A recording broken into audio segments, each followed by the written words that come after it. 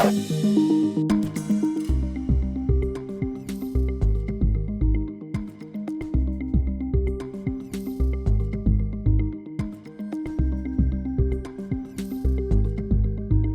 now, from the CFTK-TV studios, this is Open Connection with your host, Robert Pictou.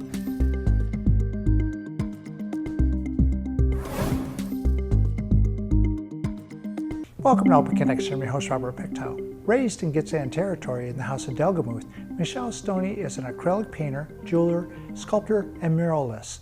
In 2012, she graduated with a bachelor's degree in fine arts degree from Emily Carr University. On today's Open Connection, Gitxsan artist Michelle Stoney.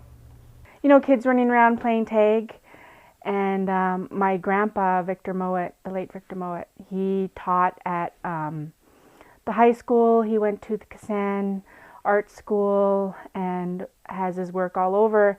I didn't know that growing up. I just grew up watching him, and I was amazed. Like, he would be doing his work in the dining room, all the cousins and kids are around running around, and I'd be sitting beside him, not saying anything, just focused, just watching him. And all my siblings and cousins weren't interested in that, and I was just like, at that young age, I was into it just at then. So I knew from an early age that I was really into art. I guess you can kind of call that I was apprenticing under my because I would watch him as he did a lot of his things. But he wouldn't call me his apprentice, but I definitely learned a lot from him. But when I was growing up, seeing him do the form line, when I was younger, I never thought in a million years I could do form line, because I always thought it had to be a certain way. And even back then, I kind of wanted to do my own thing, I know. Like, even when I was that little, I wanted to make my own thing from it, which is my kind of style I developed now. But, I never really thought I could do native art. I knew I wanted to do art, but I didn't think I could do native art. It wasn't until after high school that I actually started doing the ovoids, the U-shapes, and making my own thing. But I do remember in elementary school, in a cultural awareness class, that for one of our projects we had to make our own form line, something like we were doing block printing or something. And I made a dinosaur out of form line, so that was pretty cool. And nobody in high school or any of my teachers mentioned that I could be an artist full time. Like, I don't understand why, because I did artwork as bonus projects for like math and other classes. So like English, I wouldn't have passed any of my classes if they didn't let me have bonus marks.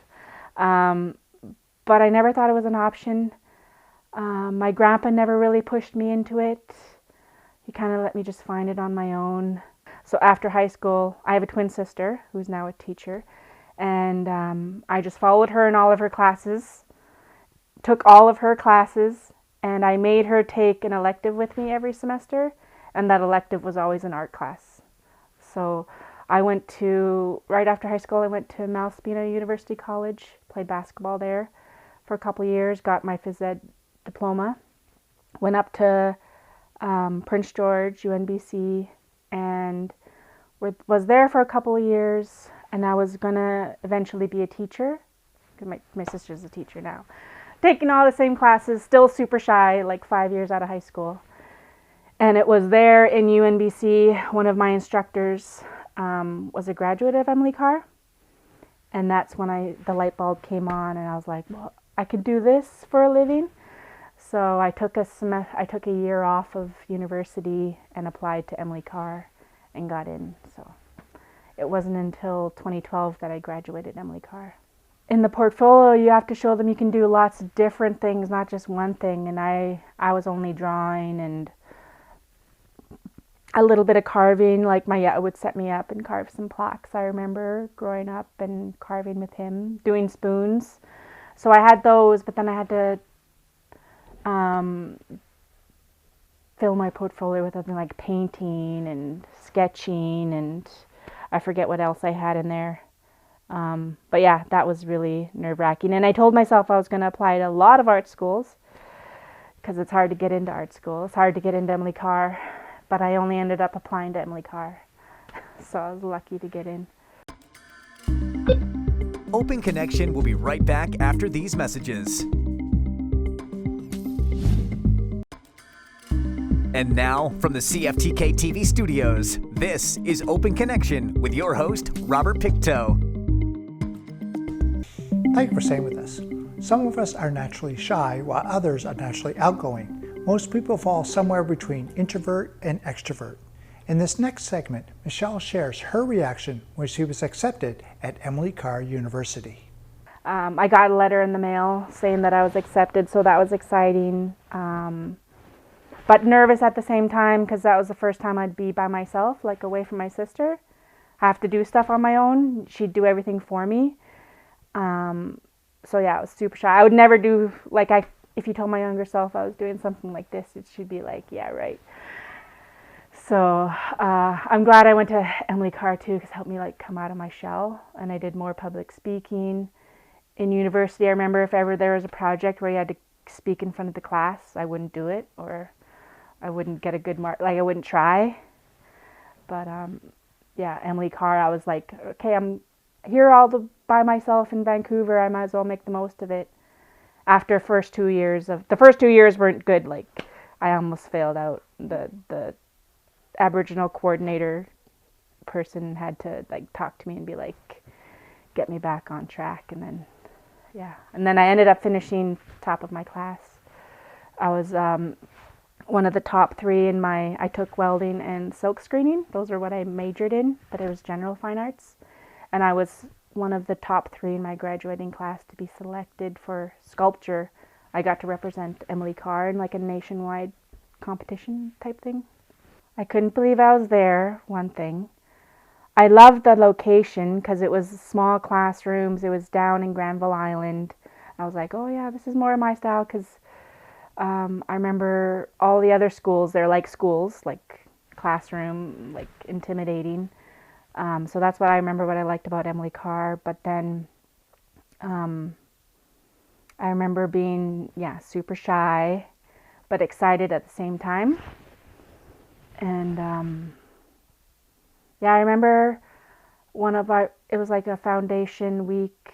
You get to meet other people who are just starting Emily Carr. We had a guest speaker, and the guest speaker was Sonny Asu. And we got to hear about how he became an artist, him going to Emily Carr. So that really relaxed me and was like, okay, I'm where I'm supposed to be.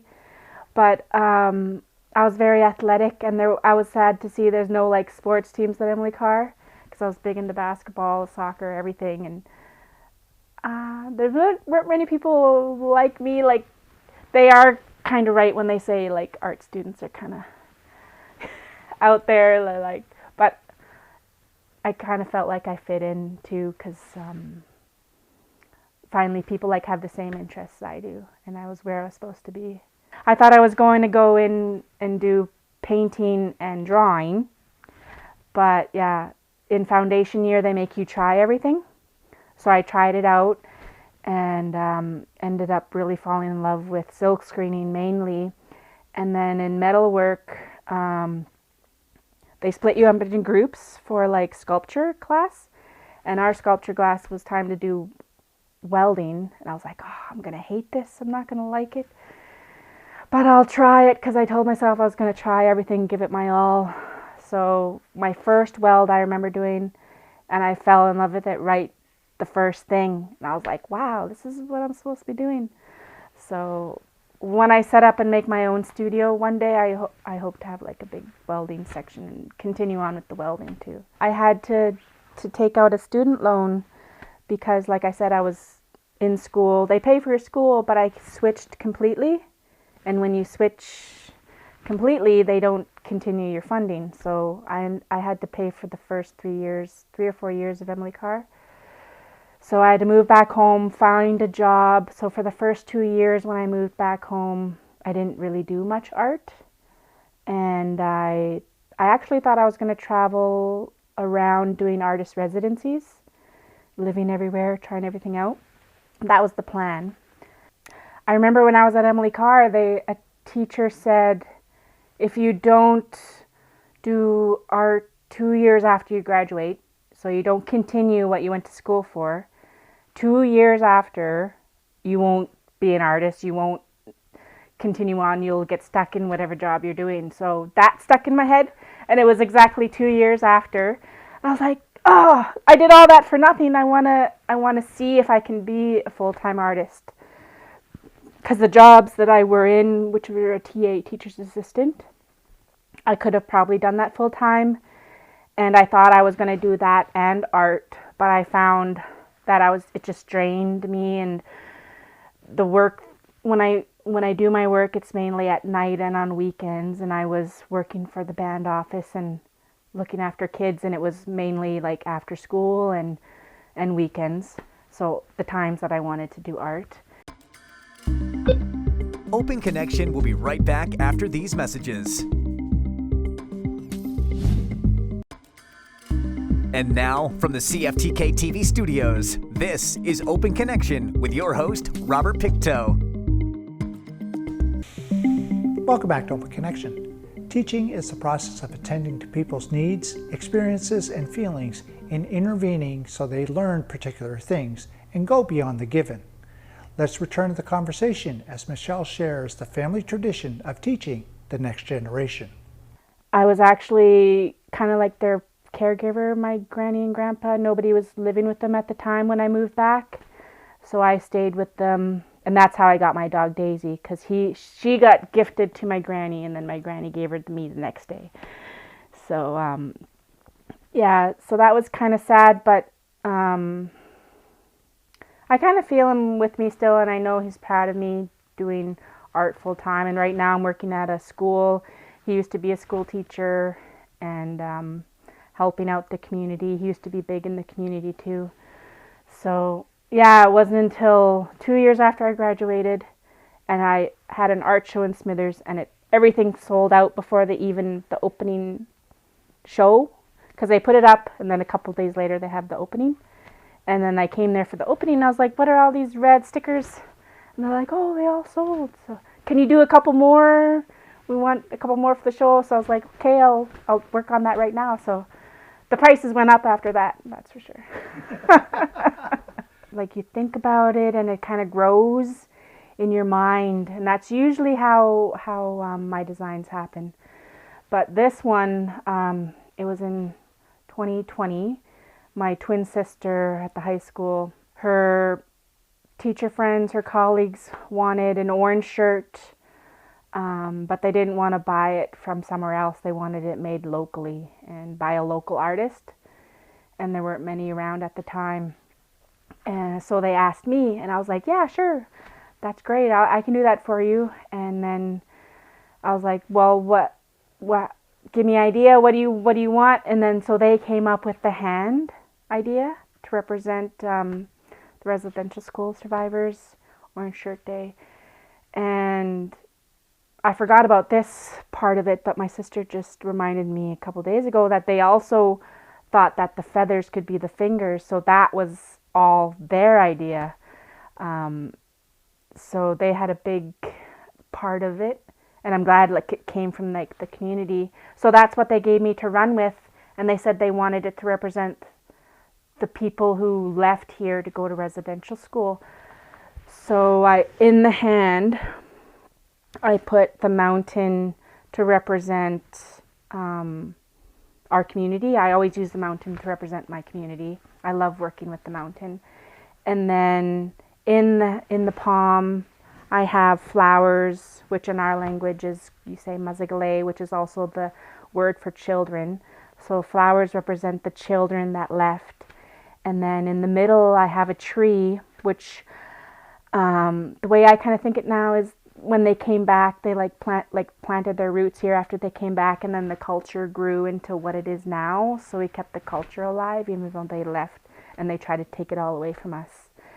And I think it was last year when the 215 were found, I put out a feather design kind of off the main design, and I thought of the feathers as the children who left and didn't come back, but we still remember them, like they're still a part of our history. So since then, the feathers kind of represent the ones that were found and that are still being found. Open Connection will be right back after these messages. And now, from the CFTK-TV studios, this is Open Connection with your host, Robert Pictou. Inspiration awakens us to new possibilities by allowing us to transcend our ordinary experiences and limitation. Inspiration propels a person from apathy to possibility and transforms the way we perceive our own capabilities. In this final segment of Open Connection, Michelle shares her inspiration. So yeah, that one kind of came really fast in my head, and right when she told me I had my iPad, and it's like it came automatically. Like I didn't do any redrafts. Usually I do, like, I work it over. But that one just happened so fast. And when that kind of thing happens, I think like it was meant to be, and that my grandpa, it might be weird, but it's like my grandpa's there helping me, guiding me. And so when things seem easy to me, like it's not easy, but I think it's they're helping me. I made it just for the Gitxsan people, but I don't know why I'm surprised, but I'm surprised that so many people, like all across Canada, all across the States, they ask me to use it and to like show it on their Facebook, and I'm like, sure. And they connect with it themselves, and I'm like, as long as you connect with it, that's fine. And I'm happy to share it with permission, but that one design has been really stolen a lot. Like people selling it on Etsy. I see websites selling not only my design, but other orange shirt designs people made. And yeah, most recently, the Halifax lacrosse team were trying to do a fundraiser, and I guess their graphic designer designed it in-house for them to fundraise to make money. And it's funny, I don't usually find them, but I have a large following. So one of my friends from Smithers, he actually found it. I was like, hey, this looks like a lot like yours. And I was like, nah, it can't be mine. Like, it's such a big, the whole lacrosse league was using it. I'm like, maybe they're inspired by my work, but it can't be my work, like, exactly. So I just did I copied the picture, and all they did was flip it. So I flipped it in my my app on my iPad, and I put it right over top of my hand, and it was an exact match. They took out some of the details inside, but they left some details which they didn't know were part of the form line. And so that what made me realize, yeah, they just traced exactly my feathers and said that there was a group of 3 from Halifax team, they said, that collaborated to make it. So then I contacted them, and a lot of my followers contacted the lacrosse league. I had somebody contact Halifax, the manager, and we got it all sorted out. It took longer than I would have hoped. Like, I wanted an apology right away. And the Warriors apologized right away, took down all of their social media stuff, which was nice. But they were just given the design by the lacrosse league, so they had no idea anything behind it. And they were using the information that was given to them, that it was designed by these other people in Halifax. So they just took that and believed that. And then we contacted the lacrosse league, and they were given that information from Halifax, so they took that as truth and didn't do any research to see if it was actually made by them. I contacted him, and he was like, oh, I'm so sorry. He didn't even see my design before, and he was supposed to be the one that did it. And he's like, yeah, I'm so sorry. That's 100% wrong. I'll have to talk to my collaborators and get back to you and apologize. And he was so sorry, and it seemed genuine. And he was supposed to call me back the next day with like a phone call apology, but he never did, because I think he contacted the manager, the GM, and they were talking to the people they talked to, like lawyers or whatever. So he didn't take responsibility for it. And then I finally hear from the manager, GM. He sent me an email, and he said he took full responsibility. They're like, oh, nobody got money from this. It just all went to this fundraiser. And I'm like, great, but the artist needs to be recognized. Like, if it was a design made by an artist, then the artist should get paid for it. That was my whole point behind it. And if they would have asked me, I would have given them permission to use the feathers if they asked me. Like, people ask me all the time. I've let people use my feather design for a fundraiser. They just give credit to the artist. And when he emailed me, I replied back saying that I wanted a public apology so that other organizations can learn about this, how to do it the right way, and that I told him I could do the design if he couldn't find a local artist, but I would rather him go local, like in Halifax area first, to do a design and work with a local artist, pay them appropriately for their time. Because I've talked to some of my friends who work with sports organizations, and especially the sports teams, they like using, you'll be paid by like publicity, like we'll get your name out there. But if anything, I think of it as we're making them look good. He hasn't done like a public apology. It's just that one email that I got. I think if we all ignore it, then it'll be like people won't learn from it. I think we need to get it out there. We need to confront these businesses. And first thing I did was try to private message people. And if I don't get a response, and then I put it out there in social media. But yeah, definitely try to confront them and not let people steal your work. For sure. But I do know it gets real tiring, and I do know a lot of artists who their work is stolen so many times. And it's funny, like right after this, I was in a weaving course as this was happening, and I work with a lot of artists that are in this Chilkat weaving group, and they were telling me stories exactly like mine, like when they were starting out, and that keep on happening today. And an example, one of my friends, she made a moon mask, and it was on display in an art gallery. And she gave nobody permission to take a picture except for the art gallery. So the art gallery took a picture of it, put it in their catalog, and then somebody seen the catalog and got inspired by it and took exactly, like didn't change it, used it in one of their pieces. And she noticed it. Like stuff like it happens all the time.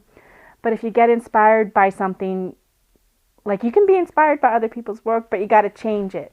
You can't copy it exactly. That's not right.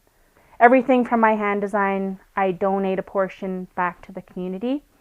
So far I've been able to donate over $5,000 back to families, and like I donate to anybody who needs it.